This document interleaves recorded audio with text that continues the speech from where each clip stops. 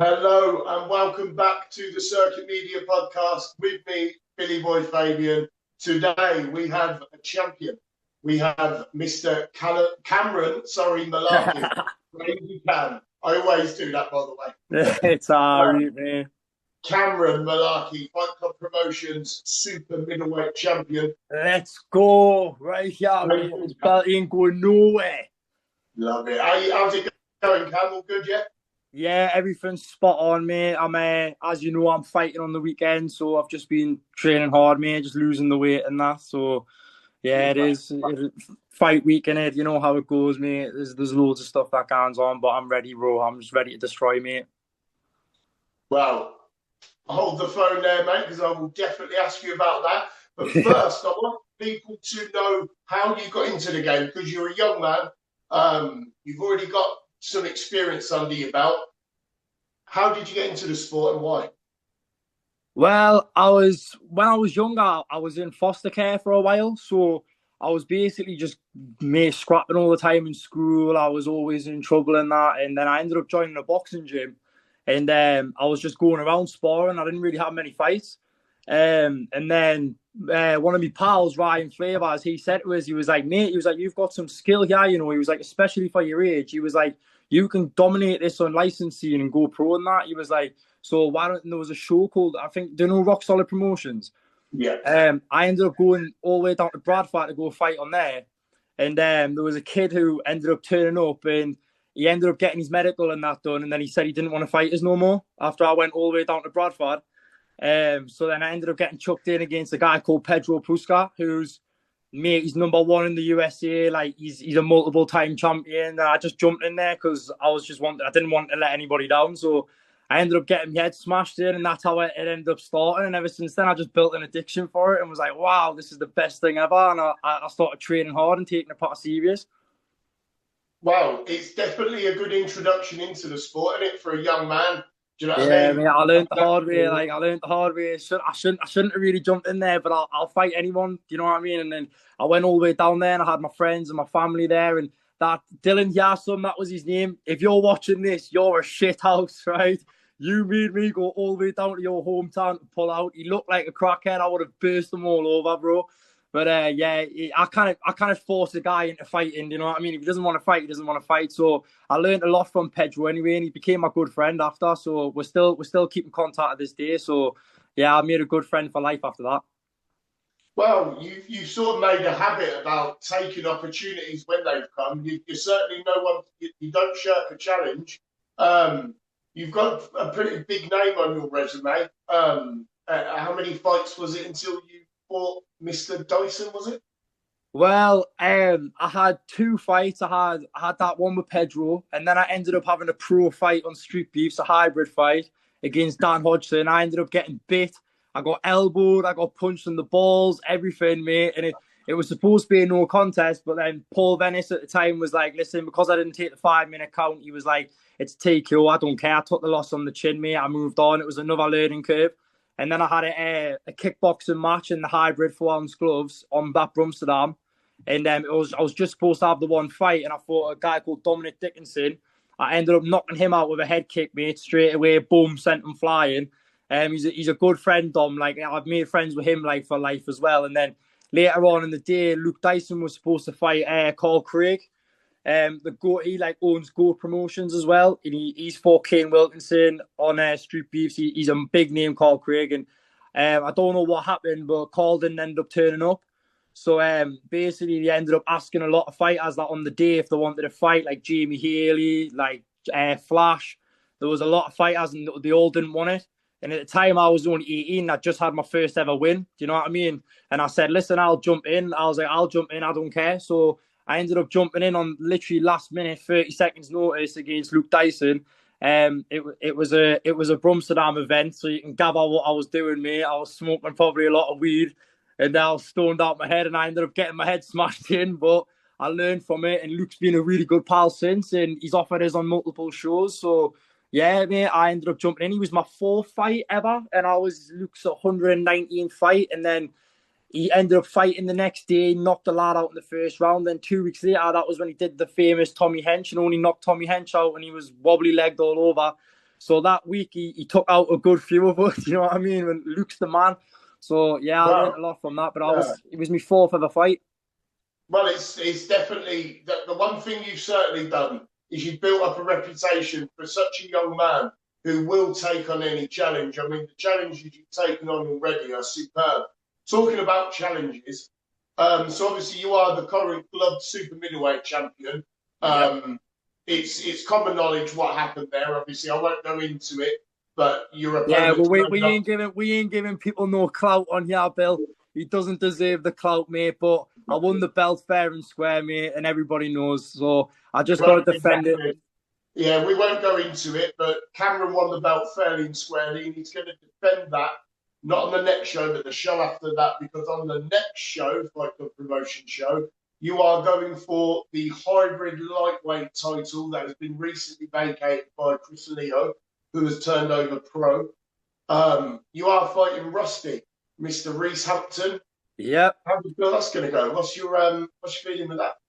Mate, I don't take no credit away from Rusty. I think he's a hell of a fighter, mate. He does turn up. There's been a lot of shit this week about him not turning up the fights and blah, blah, blah, and I think it's bullshit, really. I think that he did have a lot on, mate. I think he probably has mixed these days up, and Reese isn't a one to pull out the fights. He does turn up and fight, mate, and I think you can say that yourself.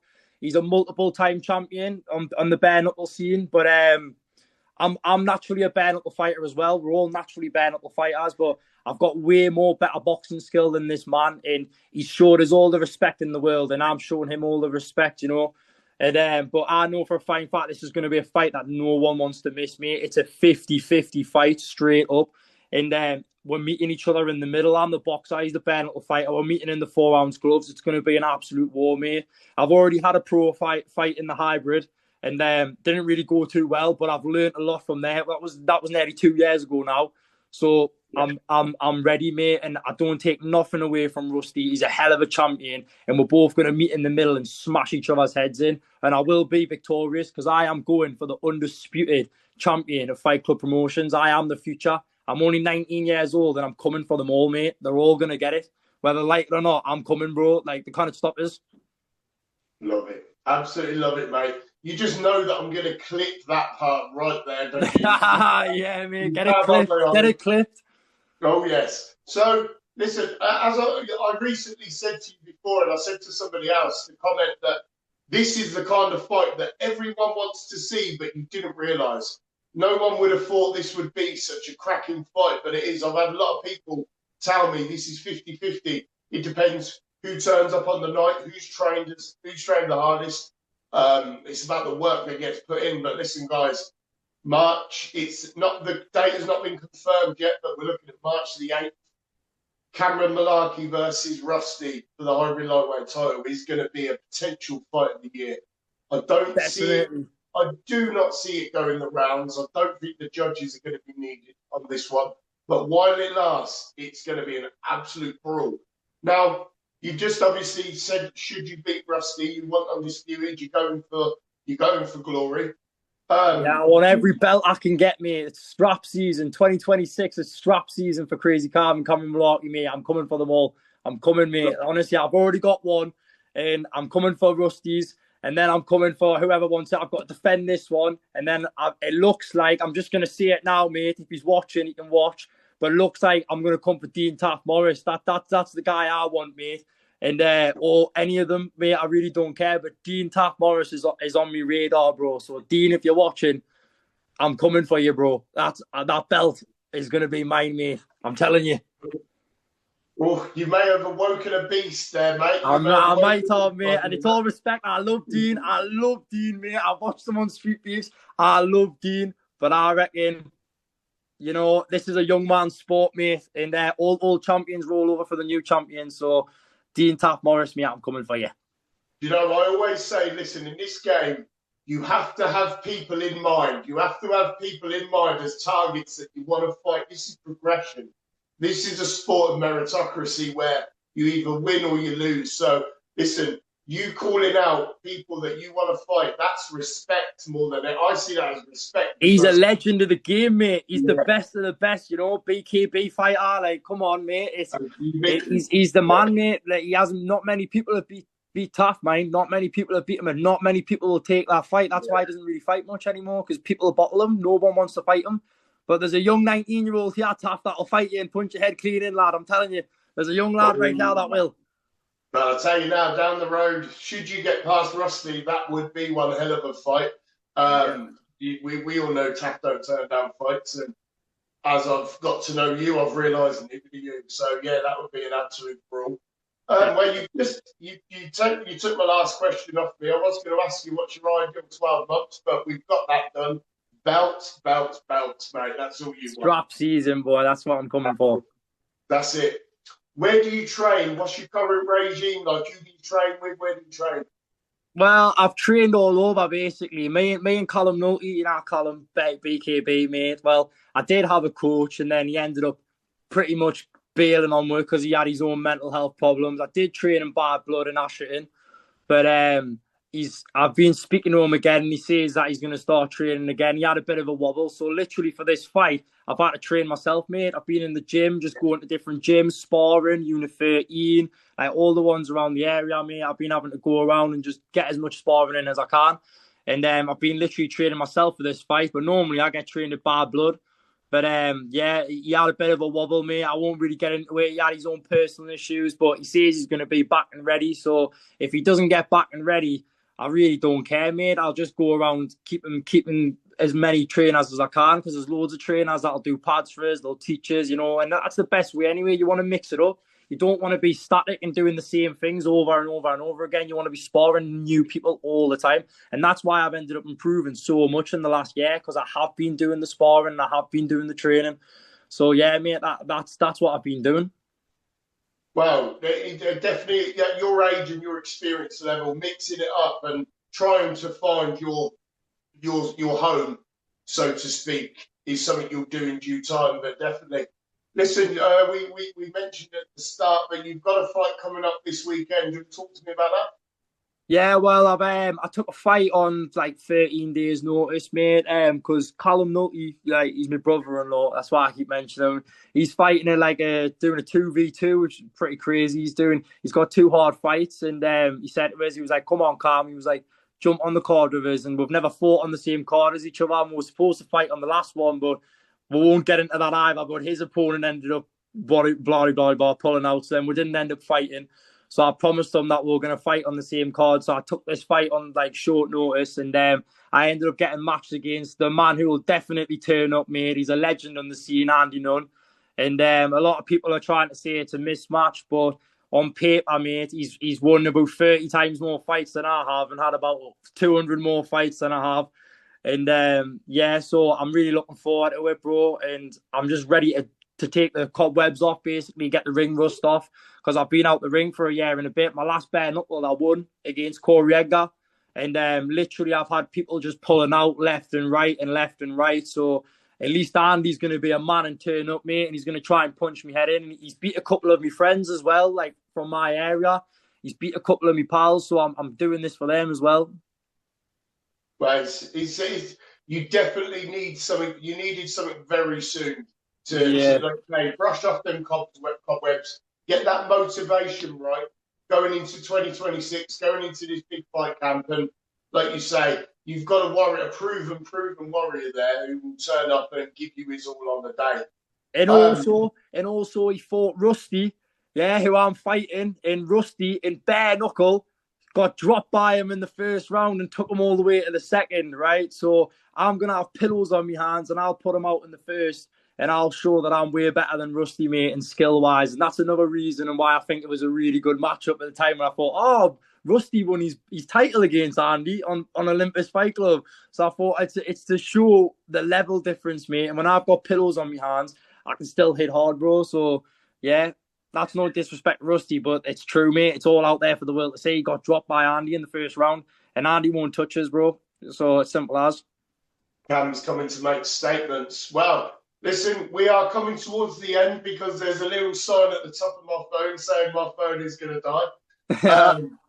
Perfect timing, to be fair. Cameron, is there anyone you would like to thank for where you are now and what you're currently doing? Is there anyone helping you you'd like to thank? Yeah, I'd like to thank just basically my whole family, my mum, Callum Nulty, Jordan, and Ryan Flavors, because he's been if it wasn't for him, I wouldn't have been fighting to this day. I'd probably be a druggie somewhere. I'd probably be in jail and just fighting on the streets. So thanks to Ryan, thanks to Street Beast for starting my professional career and getting us onto the unlicensed scene. And and thank you to you, Bill, as well, mate, because if I wouldn't have had this belt, mate, God knows, like, if, you know what I mean, if I didn't take these fights and keeping myself clean and training all the time.